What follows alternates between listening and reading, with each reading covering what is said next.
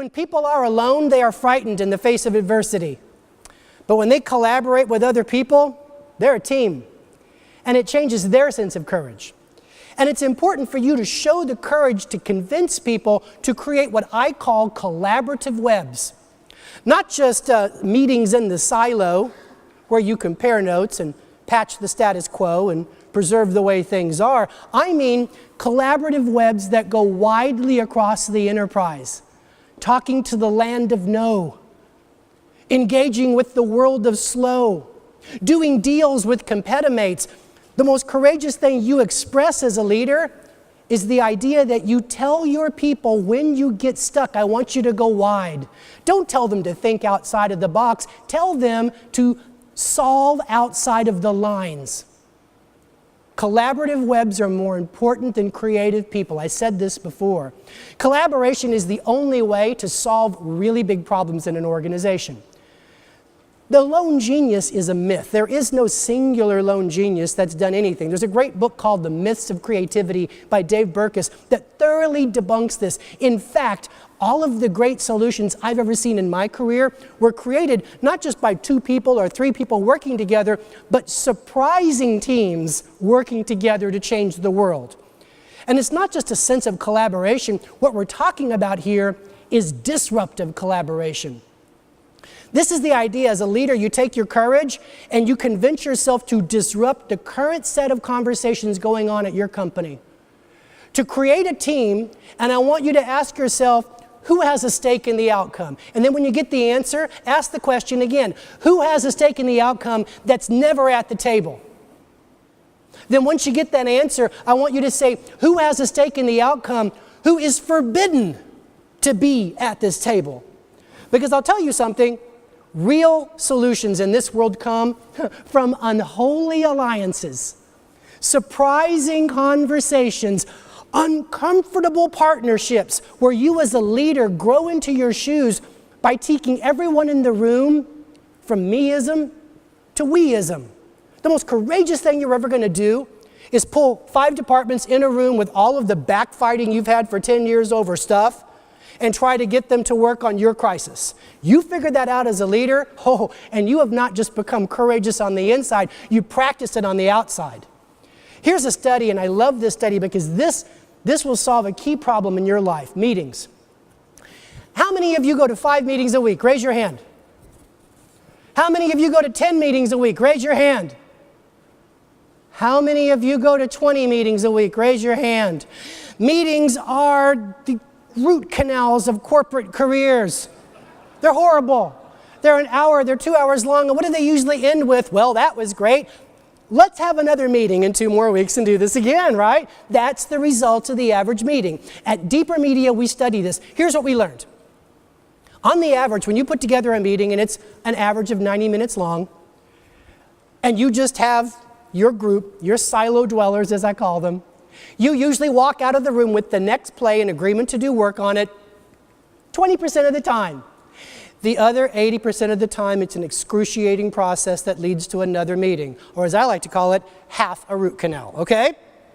What our research says in 186 use cases is that when you bring a second perspective into the room, sales plus marketing, you increase your chance by 50% that you walk out of the room with the next play. Because people with different perspectives, they have a different story they tell themselves about what works. They have a different set of constraints about what will never work. They have a different set of best practices. And let me tell you something, you and your company don't become obsolete. You don't get disrupted because of what you're thinking is out of fashion. You get upended because the constraints that you're living under change. Now you can do it. All the best practices you've lived on don't work anymore because we moved to the cloud. Everything changes, and as you increase perspectives, you increase the speed at which you solve problems. We found in the research that when you bring in a third perspective, say sales, marketing, and operations, it goes up 100%. Now instead of walking out of the room 20% of the time with the solution, it's 40% now. But here's the idea, it's like the Beatles. The number is 4. You gotta have Ringo. Got to have Ringo. Even though he has an idea for a song. But anyway, you gotta have 4. So think of it as sales and marketing and operations. And if you're a bunch of old geezers, bring in a millennial. And that perspective will blow your mind. You got 4 now. We've learned that you walk out of the room over 80% of the time with the next play and commitment to work. Because the wider you go, the faster you solve. It is a very basic idea. And when I talk to people, especially those early in their career, about why they should think about disruptive collaboration and to go wider than how they normally solve problems, there's a great value proposition in the meetings will actually give you good return on attention. So put this to work. Oh, and by the way, it becomes a goat rodeo as you begin to stack more perspectives. At 5, at 6, at 7, sometimes at 8, it's actually better just to do it on your own. So the key takeaway for you is to look around the room next time you're solving a problem and ask yourself, do we have enough perspectives in here to get the job done? Measure that, you'll measure success. I mean, think about disruptive collaboration this way. The Homebrew Computing Club had never seen anything like this unholy alliance. An absolute marketing person that no real geek would ever even have lunch with, let alone partner with on a project. And an introverted geek that would never be attractive to work with and be friends with to a marketing mind like this guy. Steve and Steve, what they did was disruptive because they put together two very opposite mindsets, design and tinkering. And they created what? They created the Apple. They created a product that changed the world. And you know, Steve Jobs as a leader, when I think about what made him so special, is that's what he expressed from his sense of courage. He says, I want you to have collisions. Because you got to be courageous to encourage collisions. He designed Pixar, he was the biggest investor, for people to have to run into each other on the way to the bathroom and force interdisciplinary conversations. Because it was those collisions, whether it was people collisions or whether it was paradigm collisions, that made Apple what Apple really is. I'll give you an example. So Steve also looked for people who believed in disruptive collaboration, and he hired this guy in the 1990s, Johnny Ive. Johnny Ive, a great studio mind, another guy who really believed in disrupting the way they thought about problems. And they had a vision for a computer that was going to change the world because it was going to be a beautiful computer that you would set in the front of your house and people would admire. You know, not those ugly gray IBM Windows computers that you would hide in the back room, right?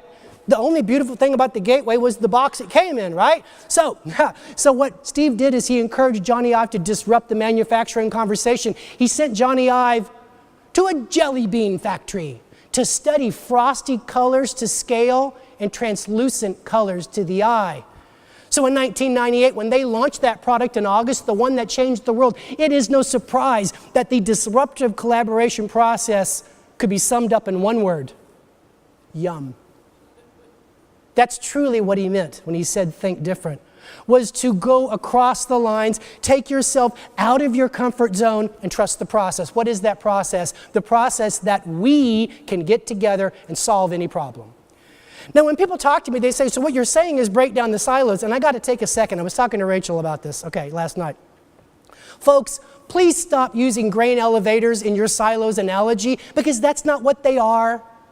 You can't knock down a silo. That is, I got to tell you, that's really naive. It can't be done, okay? Do you know why there's silos, which, by the way, are underground, built to hold missiles from attack from the out? Do you know why you build them? Two things: budgets and objectives. As long as you give a human being a budget and an objective that's going to be measured, they will build a silo. It's going to happen. And they'll say crazy things like, knowledge is power. If knowledge was so much power, I say, why haven't we landed a library on the moon? Knowledge is not power. Knowledge is power is a psychological reaction to this idea that I must defend what I have because we're internally competing, whether or not I believe in it. Here's my promise. When you encourage your people to create these webs, what they do is they build underground tunnels between the silos.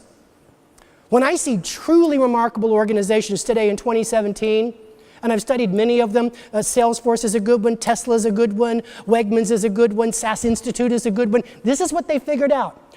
One problem at a time, courageous leaders have fostered disruptive, collaborative webs, and they've connected the groups together and created an organization driven around a common shared vision.